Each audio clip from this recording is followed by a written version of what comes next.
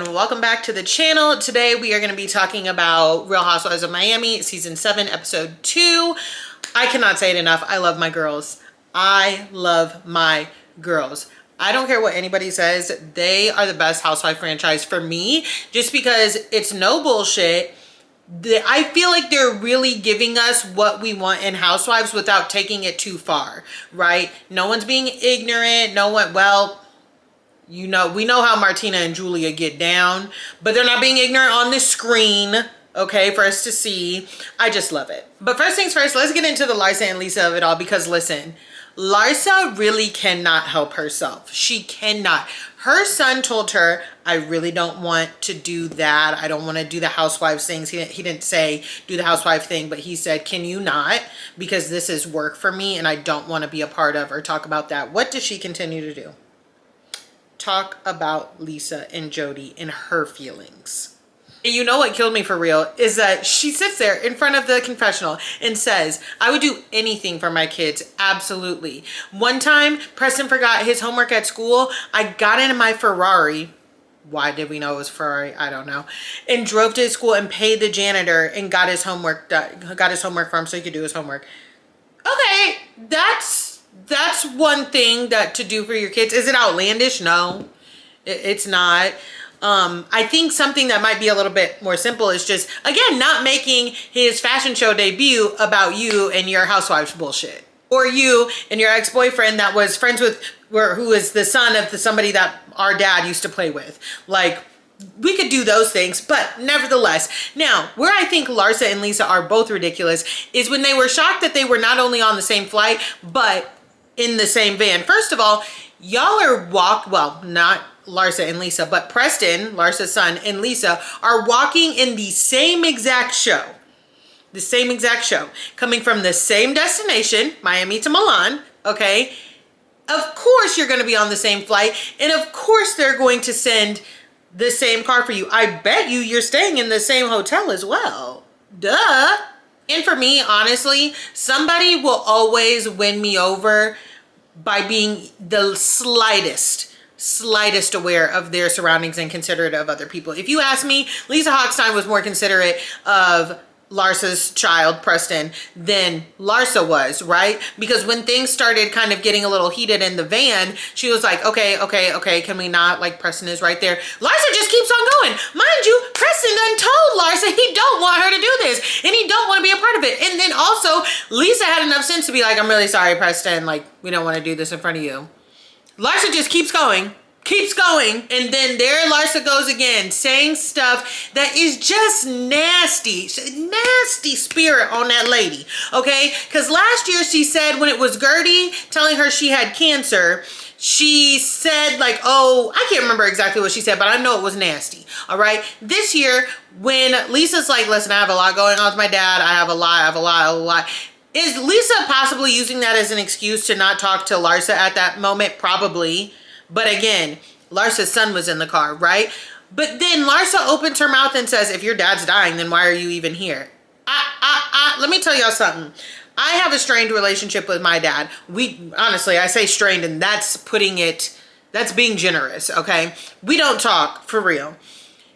If we started making amends, like serious amends, and that something tragic happened, but I was already booked like for something for work, I cannot tell you whether or not I would go or not. I'm not gonna lie. I know that sounds harsh, but unless you have a stressed relationship with a parent, I don't think you should say anything. And again, Larsa, that's just, keep that shit to yourself. And then again, talking to Preston about it once they got to the hotel room, talking about, but why would she come here if her dad's really dying? And Preston, the 22-year-old, got to be the more mature one and say, hey, that's their business. That's their business. And even at the fashion show, Lisa walked past Preston, was like, oh my God, hi, are you okay? Do you need anything? Do you need any food? I know your mom's out there, so I just want to make sure you're good. Like, well, my mom has said to me before, like, listen, I may not like somebody, but I will always appreciate them being kind to my child. Larsa give me a headache. Because, and then again, trying to be shady. Lisa may not have walked first or second in that show. She may have walked 50th. But whether she walked first, second, 50th, 100th, her ass was still in the show. She had the courage to get up there. Larsa couldn't even get up there because she was afraid about what people would say. Okay? And I did find it funny that they were talking to Fabulous about what was going on in the Housewives world. But that's all the time I'm going to give to Fabulous because we know how he gets down. Now, moving on to the Gertie and Julia of it all. First of all, I can't hear too much about this incident anymore because it's really just grand opening, grand closing. I feel like Julia wants it to be a bigger issue, but it's just not going to be. Okay, first things the fuck first. If you invite me somewhere, if you invite me on a trip that was supposed to be for you and your wife, so you would assume y'all were going to be together, and then all of a sudden you got me out on this trip and I don't even know when or where I'm supposed to be eating, you would think that I'd be eating with you since I'm coming as your guest, and you don't have any arrangements for me, you best believe I'm going to text you. I'm going to ask you what's going on. And yes, you will be hearing if I had to fucking eat by myself. What? Julia's a big grown lady. If your wife can't go, totally understand that. And you want somebody to go with you, but she's like, I had to have Gertie to come with me. Mind you, Gertie has her own health issues. Gertie has her own health issues going on. So what the fuck? And I feel like Alexia's face, even when Julia was saying, oh, she said congrats, was just like, okay, she said congrats. Congrats.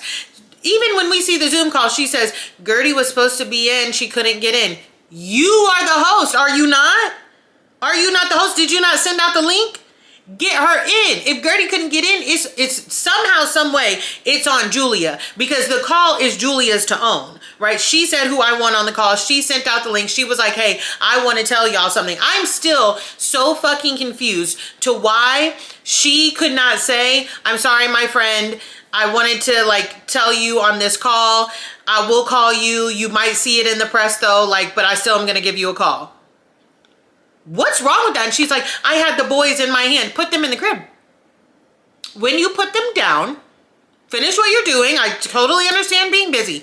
When you put them down, pick up the phone and call somebody who you claim is your friend and say, again, I hate that you missed the call and I hate that this might have been spoiled, but the adoption went through. I just wanted to tell you and talk to you about it and celebrate with you. What is so fucking hard about that? You know what it is? It's that she finally got the attention of Marisol and Alexia. So she not worried, and Nicole's gone. So she not worried about Gertie no more. That's exactly what it is. But she got to make it a thing. Can Gertie be over the top? Absolutely. Can she be a little annoying? Absolutely. Gertie ain't done nothing to nobody.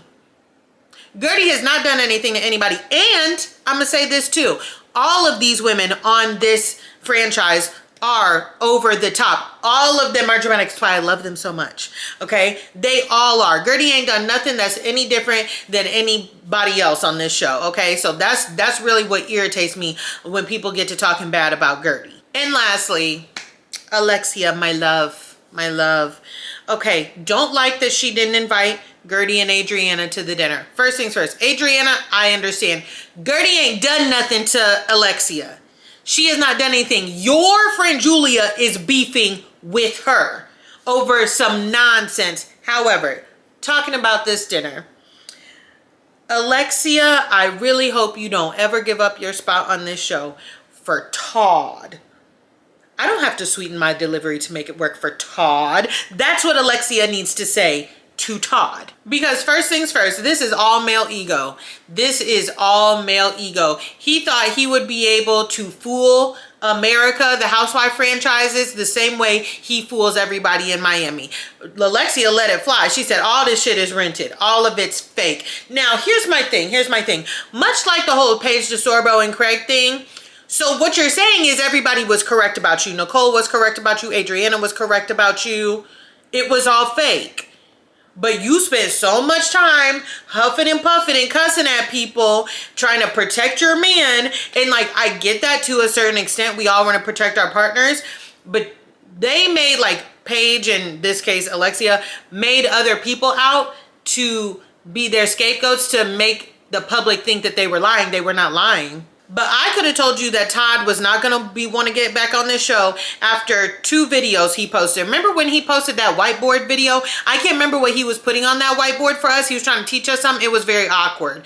Then that 9-minute apology video he sent to Anthony, Dr. Nicole's husband, I knew after that it was a wrap. I said, oh, he's not having a good time. Okay. And it was embarrassing. However, again, male ego just can't take it with stride. Gotta get Alexia up out of what seems to be the only solid income y'all have coming in. I get what Alexia was saying when she was like, he doesn't have control. He wants to control the public perception. But at the end of the day, whether or not he's on Real Housewives of Miami or not, you can't control what people say about you. You can absolutely like dispel anything and tell them the truth, but you cannot control what people say and think about you, whether you're on a show or not. So hello, I don't know. But Alexia was out there doing all that hoopling and hollering, but I'm confused because then she was on Watch What Happens Live last night and she said that the last time they slept together was like 2 days before she was on Watch What Happens Live.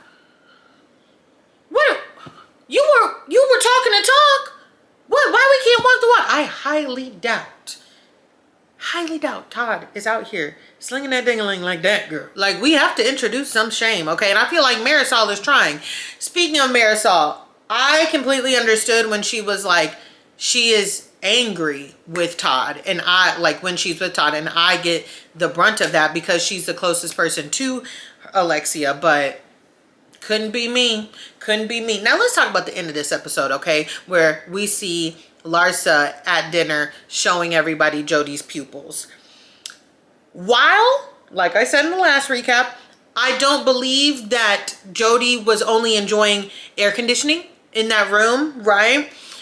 I don't like that Larsa is trying to paint this out to be this. First of all, it's Miami. I have heard about things. Okay, I'll just leave that there. It is Miami. Secondly, we saw the person that Larsa was involved with, one on a patio in France, doing the very thing she's trying to insinuate Jody is doing. Secondly, he then got arrested with it on him. Actually, that was not even that. It was something else, but still a substance. Okay, and you are not going to make me believe that Marcus only started doing that after Larsa. He never did that before. Please be serious. Okay, so it's on one hand it's like, okay, Larsa, fair and a cheap shot, but you were with somebody who has been arrested and caught doing those things. Now, that will be it for the Real Housewives of Miami Season 7 Episode 2 recap. Don't forget to drop down into the comments and let me know how you were feeling about this episode. Who is your favorite housewife of Miami? Please let me know because I feel like everybody has a different one. And don't forget to subscribe. I will be back at the end of the week to talk to y'all about Love Island and what a crazy week we had in Love Island world. Bye!